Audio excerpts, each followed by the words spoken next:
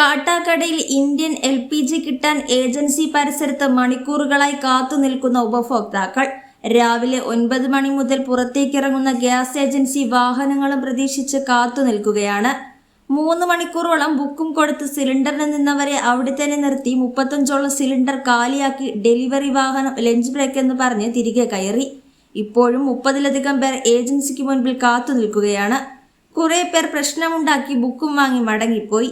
ചിലർ ബ്രേക്ക് സമയം കഴിഞ്ഞ് വരാമെന്ന നിലയിൽ മടങ്ങിപ്പോയിരിക്കുകയാണ്. പാചകവാതകം ബുക്ക് ചെയ്യുന്നവർക്ക് വീട്ടിൽ എത്തിച്ചു കൊടുത്ത് പാചകവാതകം അടുപ്പുമായി ബന്ധിപ്പിച്ച് തകരാറൊന്നും ഇല്ല എന്ന് ഉറപ്പുവരുത്തിയ ശേഷം മാത്രമാണ് ഒരു ഡെലിവറി ജീവനക്കാരൻ മടങ്ങേണ്ടത്.